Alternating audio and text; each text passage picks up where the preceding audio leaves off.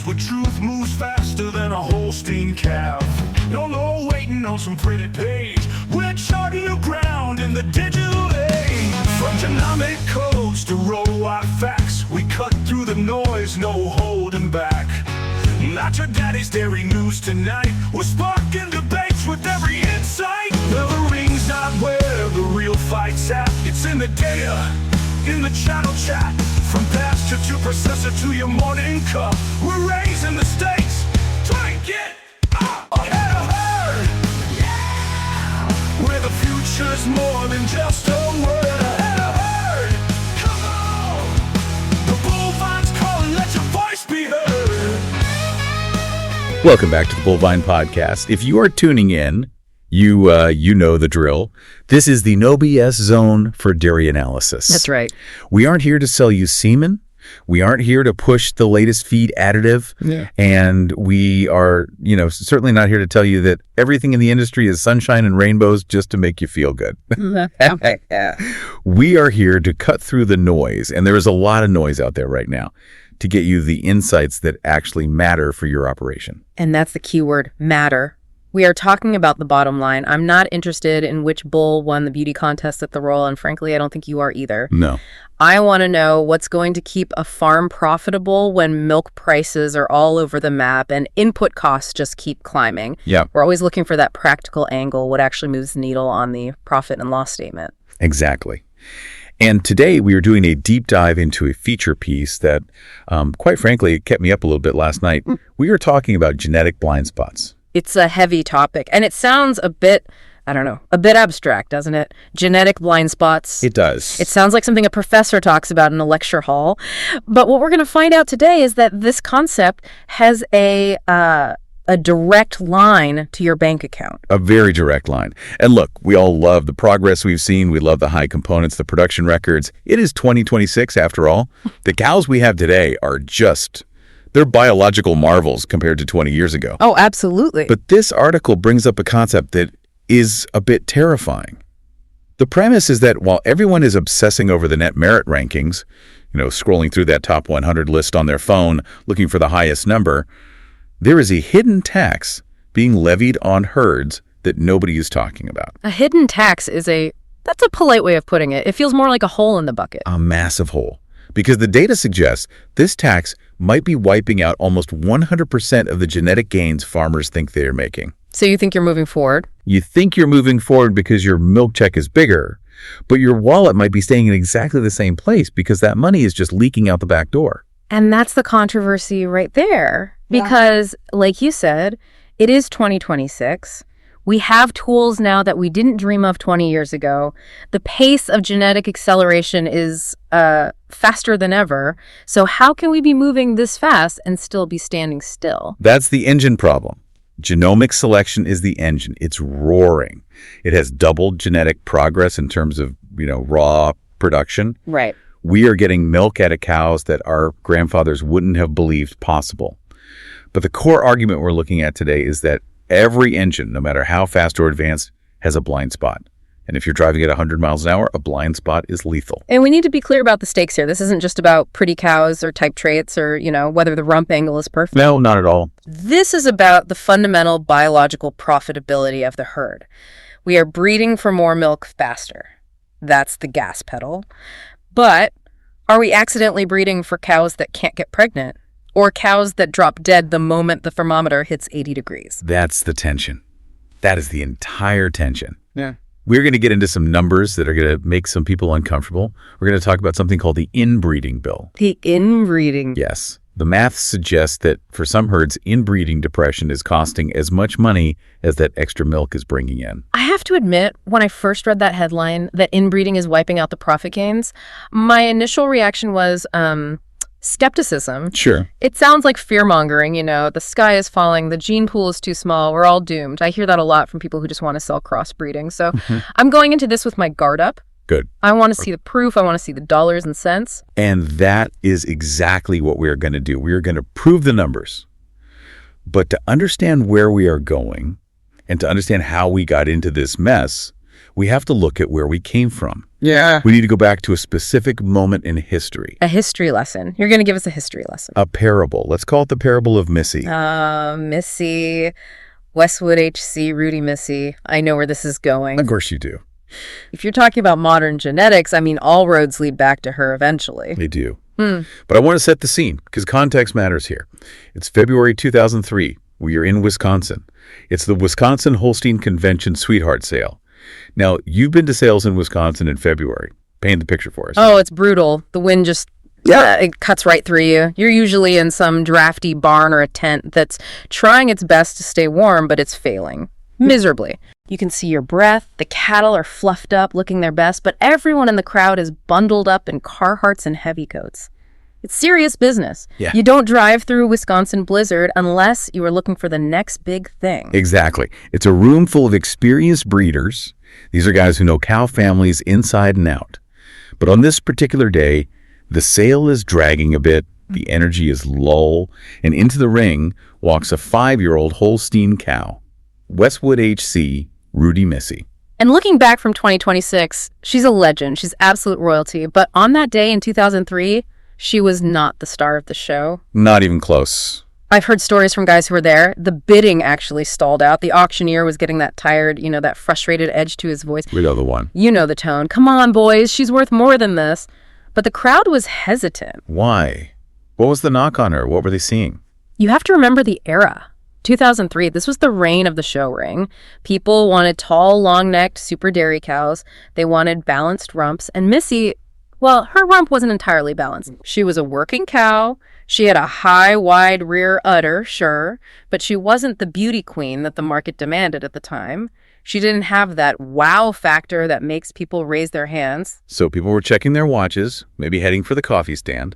But then the phone rings at the clerk's desk. And this is the moment. This is the moment that changed everything. It's Matt Steiner calling in from Pine Tree Dairy in Ohio. Now, Matt is a sharp guy, but here's the kicker. He hadn't even seen her in person. Buying a cow unseen in 2003 was a huge gamble. You didn't have the video quality we have now. You were trusting the catalog and the numbers. And he's looking at the paper. Her second lactation was 31,880 pounds at 4.1% fat and 3.2% protein. Which are respectable numbers, good solids, but not earth-shattering, not for a sale like that. No. To everyone else in that room, she was just another decent cow past her prime. But Matt Steiner saw something. He bids $8,100. $8,100, which for a convention sale isn't a headline-grabbing price. It's a working cow price. And he got her. And that gamble paid off in a way that I don't think even Matt could have predicted. Missy became a global brood cow. She reshaped the breed for 2 decades. The sheer number of sons and grandsons that trace back to her, I mean, you're talking Super Sire, Mogul, Oak, it is staggering. It's unbelievable. If you milk Holsteins today, you are milking Missy genetics, period. There's no escaping it. It is the ultimate American dream of dairy breeding. The smart buy that builds an empire. The underdog cow that takes over the world.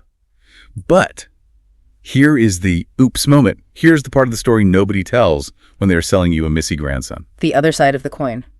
Because there is always a cost. The exact same breeding system that built the Missy empire, the same focus on production, the same genomic toolkit that eventually came along and doubled our genetic gain was doing something else in the background.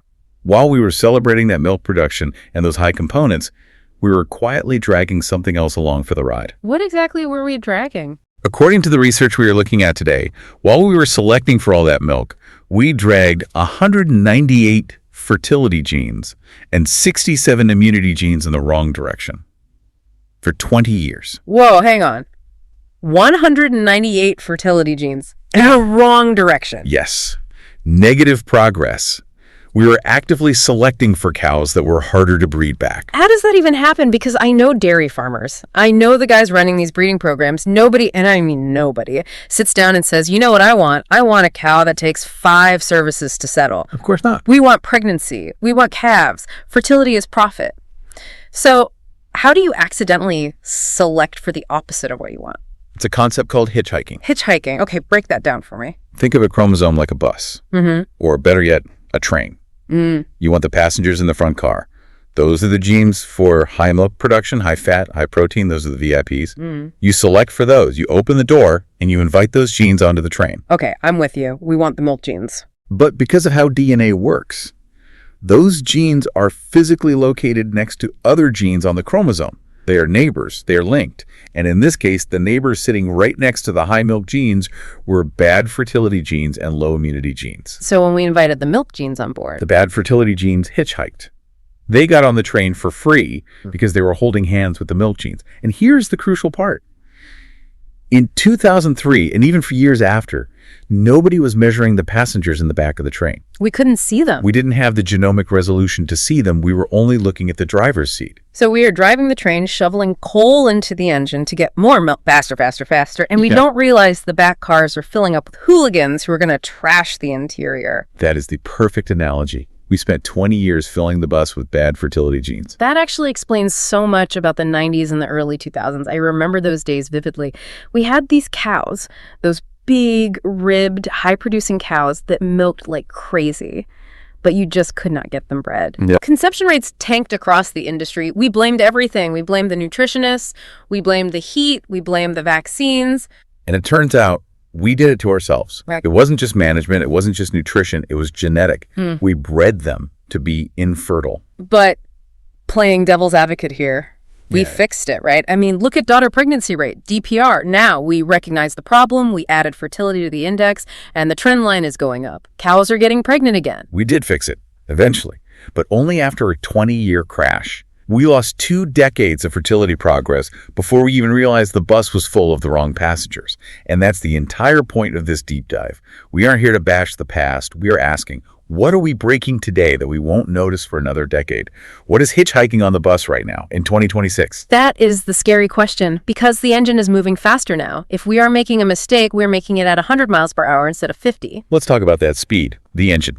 Since genomics really took over, let's say post-2009, the speed of change is, it's just mind-blowing. It really is. I was looking at the stats in the source material. The generation interval, that's the time between one generation and the next, it dropped from 21.4 years in 2009 to 13.5 years by 2015. That is a 37% reduction in just 6 years. In 6 years, and the sire of bulls pathway, that collapsed to under 2.5 years. Right. We are using bulls that are basically babies to breed the next generation of bulls. We aren't waiting for them to have milking daughters anymore. Which is great for speed. If you know exactly where you're going, getting there faster is good. It's efficient. Right. And the good news is visible in the milk check. The source material highlights this. Milk yield gain jumped from about 50 kilograms per year to 109 kilograms per year for registered Holsteins. Okay, let's translate that to the bulk tank, because kilograms per year is abstract for a lot of people. Do it. If you take a standard 200 cow herd, that acceleration, that extra speed we are getting from genomics is roughly $5,070 in extra gross milk revenue annually. That's assuming, a $19.50 mailbox price. So on paper, you are $5,000 richer every year just by using modern genetics. That's the sales pitch. Right. That's the gain. That's the carrot they dangle in front of you. Use these bulls, get more milk, make more money. But now we have to talk about the stick, or maybe the reality check, because there is a very unique study out of the University of Minnesota that proves just how much biology we broke to get that money. This is the Wesswood herd study, right? I love this study because it's something you can't really replicate on a commercial farm. Exactly. The University of Minnesota researcher did something nobody else really bothered to do. Since 1964, they kept a control line. Explain what that means for the listener, because it sounds like a science experiment, which it is. A control line means they have a group of cows that they never improved. They kept breeding them like it was 1964. They used semen from bulls that were popular in the 60s. No modern bulls. No selection for milk. Just maintaining the old genetics. So they are basically time travelers. You can walk into that barn and you have cows from 1964 standing right next to cows from 2026. Exactly. And they're in the same barn. They eat the same TMR. They are milked by the same people. They have the same bedding. Which eliminates all the excuses. You can't say, oh, it's the feed or it's the ventilation or the herdsman is having a bad day. The environment is identical. The only variable is the genes. So what happened? By 2004,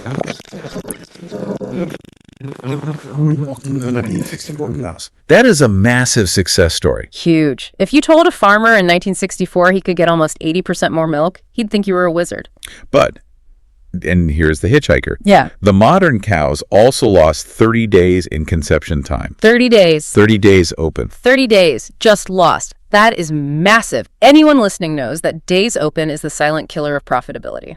Every day a cow is open past her voluntary waiting period, it's costing you $3, $4, maybe $5 a day in feed and lost opportunity. 30 days is a disaster. And remember, same food, same barn. The smoking gun is undeniable. It wasn't nutrition. It was purely genetic. We broke the reproductive system to get the milk. And that ties back to the hitchhiking genes. We know now that we drag those fertility genes down. But again, playing the optimist here, we fixed it. We added DPR to the index. So why are we still worried? Because the article argues that we are doing the exact same thing right now to a different trait. A trait that is becoming critically important, perhaps even more important than fertility in some regions. Oh, which trait is that? Heat tolerance. Heat tolerance. Now, this is interesting because I look at my cows in the summer and yeah, they get hot. Of course they do. But we have fans, we have sprinklers. I just put in a new tunnel ventilation barn. I feel like I'm managing heat stress pretty well. You think you are? I can keep the barn at 68 degrees when it's 90 outside if the wind is right. You are managing the environment. You are masking the genetics. You are putting a Band-Aid on a genetic wound. Okay, unpack that. How is it a genetic wound?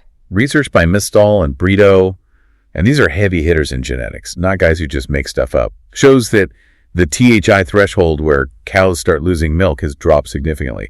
THI being the temperature humidity index. Basically, how hot and sticky it feels. Right. 20 years ago, a cow wouldn't start dropping milk, wouldn't start showing signs of metabolic stress until the THI hit 72. Okay. Today, that number is 69. So my cows are wimpier than they were 20 years ago. They can't handle the heat as well. Biologically, yes, they are more fragile. And here is the scary part, the mechanism behind it. It's a phenomenon called the metabolic override. That sounds like a sci-fi term. Metabolic override initiated? It effectively is. In the old days, pre-Missy, pre-genomics, if a cow got hot, what does she do? She stopped eating, she stood in the shade, she panted. And her milk dropped. She shut down to save herself. Exactly. She prioritized survival over production. Her body said, it's too hot, I need to cool down, screw the milk. Right. But the modern cow, we have bred that off switch out of her. We removed the safety valve. We did.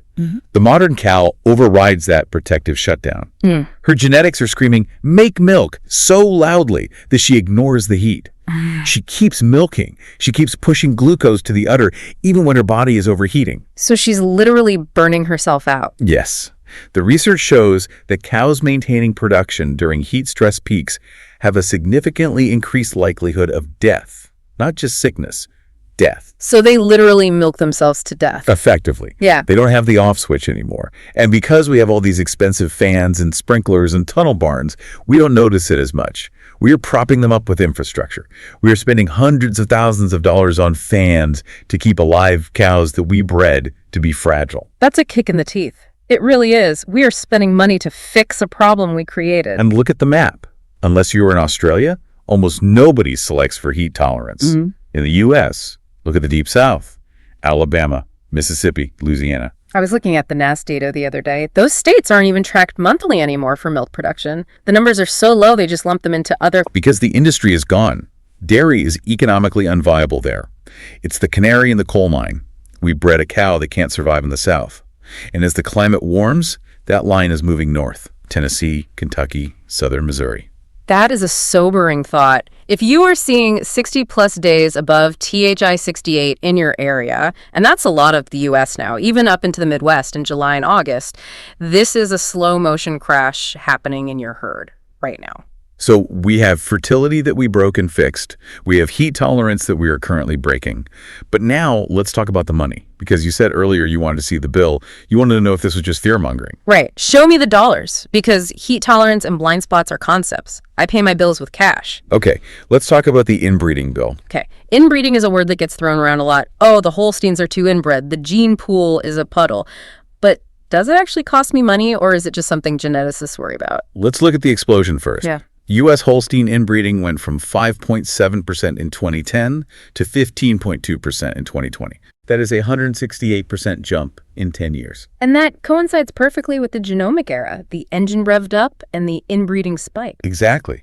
An Italian study by Blondie showed that genomic selection more than doubled the annual inbreeding rate. We are narrowing the gene pool at record speed because everyone's using the same top 10 bulls. Okay, so the number is higher, 15%. So what? Does a 15% inbred cow milk less than a 5% inbred cow? Yes. And she dies sooner. No. And she gets sick more often. Here is the calculation from the USDA ARS. This isn't theoretical. This is based on millions of records. Lay it on me. The rule of thumb is that each 1% increase in inbreeding costs $23 to $23 in lifetime net merit per cow. $25 per percent. That doesn't sound like much. It doesn't sound like much until you do the math on the trend. Let's go back to our hypothetical 200-cow herd. Let's say your inbreeding has crept up just 4% over the last decade. And honestly, looking at the national average, 4% is a very conservative estimate. It's likely much higher for herds chasing the high numbers, but let's use 4%. Okay, 4% time, let's say $24. That's about $96 lost per cow in lifetime profit. Now, spread that across your herd, depending on your turnover rate, how fast you cycle cows, you are looking at a total leak of $4,800 to $6,400 per year for that 200-cow herd. Wait a minute, hang on. I'm doing the math in my head here. Let's do a comparison. Earlier, we said the gain from the extra milk steed, that 109-kilogram jump, was worth about $5,070 a year for that same herd. Correct. That's the money coming in the front door. And now you're telling me the loss from the inbreeding depression, the health issues, the fertility failure, the short lives is $4,800 to $6,400 a year. Bingo. They cancel each other out. They cancel each other out. So let me get this straight. We are running the engine red hot. We are breeding faster than ever. We are getting more milk than ever. But the profit, the actual money left over, is leaking out the back door through vet bills, dead cows, and replacements. We are running just to stand still. That is the high cost of genetic blind spots. You are seeing the milk check go up, so you feel good. But you aren't seeing the inbreeding bill because it doesn't come as a single invoice. Right. I don't get a bill from the Holstein Association saying you owe $6,000 for inbreeding. Exactly. It comes as a cow with metritis that costs you $300 to treat. It comes as a heifer that doesn't breed back and you have to color. It comes as a cow that dies of heat stress in August. It's death by 1,000 cuts. You blame the weather, you blame the feed, but the root cause is the genetic load you built into the herd. That is. Well, that's depressing. I'm not going to lie. It makes you feel like you're on a treadmill. It is reality. But the good news is, now that we can measure it, we can manage it, we aren't helpless here. But it requires changing how we look at the sire catalogs. Right. We have to stop chasing the shiny object, the highest number on the page. Let's get into the contrarian takes, because looking at the December 2025 evaluations, there is a trap waiting for farmers. The rankings trap. 22 of the top 30 net merit bulls came from one program, one breeding program. And I can hear the farmers right now saying, well, if they're the best, they're the best. I want the best bulls. Why should I care if they come from the same farm? Because best is relative. If you use them all, you are creating a massive genetic bottleneck in your own tank. Those bulls are all related. They share the same sires, the same maternal grandsires. If you breed them to each other's daughters, you are doubling down on that inbreeding risk we just talked about. You are accelerating the leak. And this is where the difference between pedigree and reality comes in, because a lot of guys look at the pedigree and think they are safe. This is the technical part, but it's crucial. We used to calculate inbreeding based on pedigree. Who is the sire? Who is the dam? On paper, the pedigree inbreeding averages 0.07. Looks low, safe. But when you look at the genomic inbreeding, specifically using a tool called runs of homozygosity, or ROH, the number is 0.17. It's more than double. Okay, you lost me at runs of homozygosity. Translate that into farmer English. Think of a pedigree like a family tree written in a Bible. It says, John begat Steve. It assumes that because you're cousins or siblings, you share exactly a certain percentage of your DNA. It's an average. It's a guess. It's a mathematical estimate. But biology is messy. You might have inherited 20% of your DNA from your grandfather, and your brother might have inherited only 2%, or you might have gotten the exact same chunk of DNA. Okay. ROH is like taking a blood test. It doesn't guess. It looks at the actual DNA strands. It looks for long stretches where the letters of the DNA are identical on both chromosomes, the one from the sire and the one from the dam. It stops guessing and starts measuring. So the pedigree is the map, but ROH is the satellite image showing the actual terrain. Exactly. And the satellite image shows that our cows are twice as inbred as the map says they are. So the paper's lying to you. If you are looking at ROH, you are flying blind. You think you are breeding an outcross, but genetically, those animals are far more related than you realize. This brings us to the David Diamond approach. We talked about him in the pre-show. David is a breeder from AG3. Super sharp guy. His philosophy is consistency over unpredictability. Which sounds boring. Everyone wants the hot bull, the outlier. It does sound boring. But his strategy is that sometimes you pass on the highest component bull, the one that is plus 0.20% fat, to avoid the crash. You pass on the hot bull if he is frail or if he brings too much inbreeding load. You select for balanced functional genetics. He talks about the power of the second tier. Right. He doesn't just scan the top 10. He looks at bulls ranked 20th to 50th. Bulls that maybe give up 50 points of net merit but have 0 holes. Yeah. Good udders, good feet, positive fertility, and crucially, an outcross pedigree. So you are trading a little bit of the sprint speed, that top-end theoretical profit, to ensure you actually finish the marathon. Exactly. Because if you win the sprint but your cow dies at age 3, you lost money. I'd rather have a cow that is ranked 50th but lasts for 5 lactations than a cow ranked first that burns out in 2. So we have identified the problem. We have scared everyone with the math. We have explained the biology. Now we have to help them fix it. Because if we just leave it here, people are going to turn off the podcast and go drink a beer in the dark. Let's get to the actionable insights. Imagine a farmer listening to this right now. They just finished milking. They're driving the pickup to the feed store. What do they need to do? I've got 3 things: immediate, medium term, and long term. Let's start with immediate. This week. The diversity audit. What does that look like? Call your genetics advisor or your AI rep, the guy who sells you the straws. Ask them for one specific number, the ROH-based genomic inbreeding for your herd. Not the pedigree inbreeding. No. If they give you the pedigree number, tell them to try again. Specifically ask for ROH. If that number is trending above 7 to 8%, you are in the danger zone. You are in that territory where the leak is starting to gush. And if the rep says, oh, we don't track that, or that's not on the sheet, then you need to push harder. Or find a rep who does, because the data exists. If they aren't sharing it with you, they're keeping you in the dark. If you don't know that number before your next mating run, you're throwing darts in the dark. Okay, so get the real number. What's the medium-term strategy?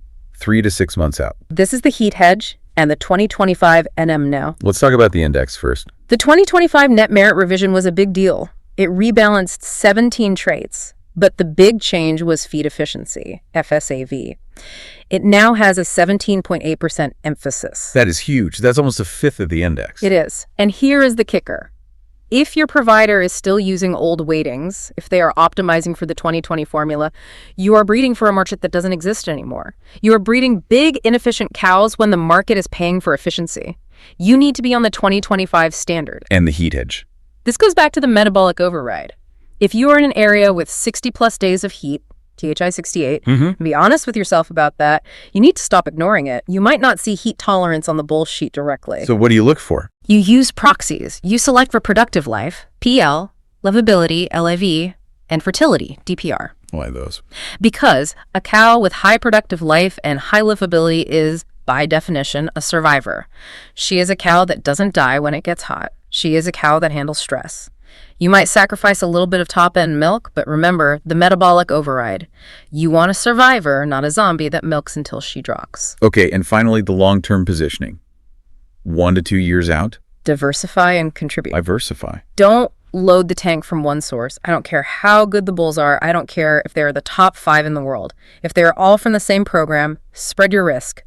Use at least 3 AI organizations. Like an investment portfolio. You wouldn't put 100% of your 401k into one stock, even if that stock was Apple. Exactly. If that one stock crashes, if that one bloodline turns out to have a genetic defect we haven't found yet, like HCD or CVM back in the day, you are wiped out. Spread the risk. And the contribute part.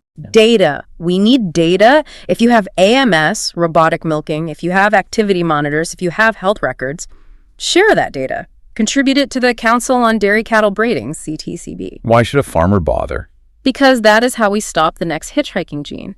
The only reason we found the fertility crash is because we had data. The only reason we know about heat stress is data. The only way we find the next problem in 5 years instead of 20 years is if we have the numbers. So don't just be a consumer of genetics. Be a contributor to the system. That protects your future. Exactly. This has been intense. We covered a lot of ground. From Missy in the snowstorm, to the heat stress in Alabama, to the math of inbreeding. It's a complex topic, but if I had to boil it down to one sentence, fast is good. We love fast. But durable is better. Durable is profit. And check your leak. Don't let inbreeding depression steal the money you worked so hard to breed for. That is the thought we will leave you with.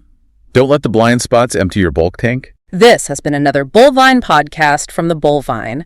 For more straight-talking industry analysis and to read the full article we discussed today, head over to www.thebullvine.com.